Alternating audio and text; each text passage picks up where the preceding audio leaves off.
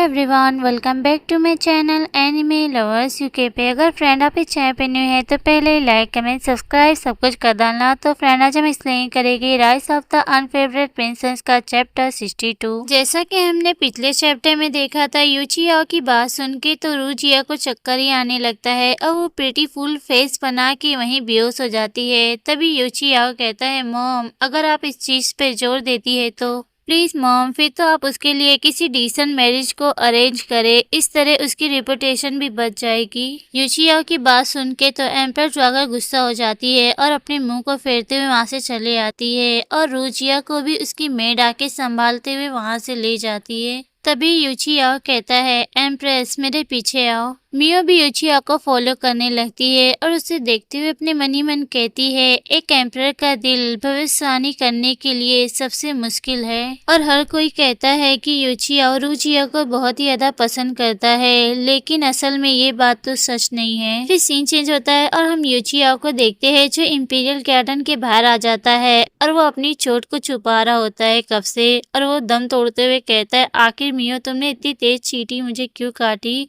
मियो तो फिर गुस्से से यूचियाओ को देखते हुए कहती है, तुमने तो मेरे लिए बहुत बड़ी मुसीबत खड़ी कर दी है। मुझे नहीं लगता है कि अगर मैं तुम्हारा कुछ अंग भी काट दूं तो इससे कोई मसला होगा। मियो की बात सुन के यूचियाओ स्माइल करते हुए कहता है, मेरे पास और कोई रास्ता नहीं था क्योंकि मॉम रूचिया से शादी करने पर जोर दे रही थी और इस कॉम्प्लिकेटेड हैरम में सिर्फ तुम ही हो जिस पर मैं विश्वास कर सकता हूँ, क्योंकि तुम किसी और ताकत के साथ शामिल नहीं हो। मियो बोली, ओ अच्छा, तुम्हारा मतलब ये है कि वो सभी कॉन्सर्ट का तुम इस्तेमाल नहीं कर सकते हो क्योंकि वो इंपीरियल कोर्ट से उनके पास अलग अलग पावर है। लेकिन मैं एम्प्रेस हूँ और मेरे पास मेरा कोई सपोर्ट करने वाला नहीं है क्योंकि मेरी फैमिली को डिस्पोज कर दिया गया है और मेरी फैमिली को तो इस कंट्री से बाहर ही निकाल दिया गया है। इसलिए भले ही तुम मुझे अपने बहाने के तौर पर इस्तेमाल करते हो, लेकिन लोग इसके बारे में कुछ नहीं कर सकते। मियो की बात सुन के यूचियाओ भी इम्प्रेस हो जाता है, कहता है, मैं प्राइम मिनिस्टर जियांग की बेटी से यही उम्मीद कर सकता हूँ।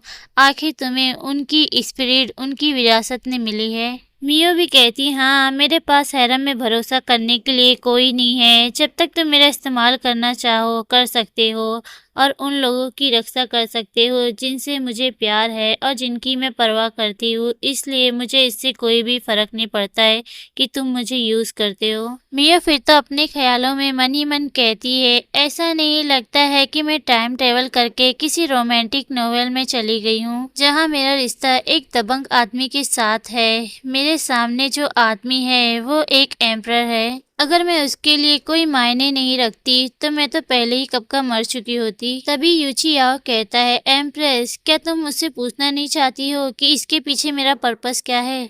मियो तो फिर यूचियाओ को इग्नोर मारते हुए कहती है, नहीं बिल्कुल नहीं, मैं थोड़ा सी भी इसमें इंटरेस्ट नहीं हूँ, मैं तो बस थोड़ा सी और जीना चाहती हूँ। यूचियाओ बोला, मैं तुम्हें इस सब में शामिल करना नहीं चाहता था, लेकिन इस पे सोच विचार करने के बाद मुझे लगता है कि सिर्फ एक तुम ही हो जो मेरी मदद कर सकती हो। अगर रूजिया मुझसे शादी करती है तो वो तुम्हारी शांति भी तुमसे छीन लेगी और तुम्हें बर्बाद कर देगी, इसलिए अभी हम दोनों का लक्ष्य एक ही है। मियो फिर तो मुंह बनाते हुए कहती, ओ अच्छा, तो तुम ये सब मुझे क्यों बता रहे हो। फिर तो यूचियाओ भी सीरियस हो जाता है और कहता है, जियांग मियो, मैं तुमसे किया प्रॉमिस पूरा करूंगा। मियो बोली, ओ अच्छा, तो फिर मुझे बताओ आखिर वो प्रॉमिस क्या था। फिर सीन शिफ्ट होता है पैलेस के बाहर का, जहाँ वो चारों टेबल पे बैठे होते हैं और वहीं मियो हैरान होते हुए सोच रही होती है। तभी यूचियाओ कहता है, तुमने मुझसे कहा था कि तुम इस पैलेस से बाहर जाना चाहती हो। मियो तो उन सभी को देख के हैरान हो जाती है और अपने मन ही मन कहती, अरे आखिर मैं यहाँ पे कैसे पहुंची। मैं तो अभी तलक तो हैरम में थी और अभी मैं अचानक से एस्टल हाउस तलक कैसे पहुंच गई।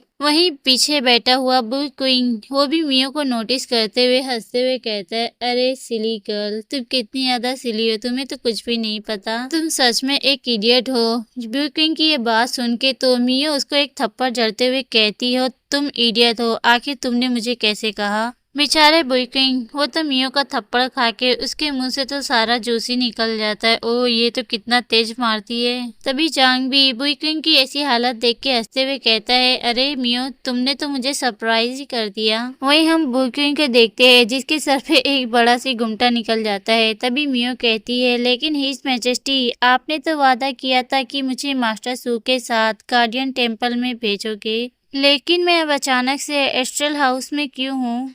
तो फ्रेंड अब से मैं यूची याओ को याओ कहूंगी। तभी याओ कहता है, गार्डियन टेम्पल भी हमारी मंजिलों में से एक है।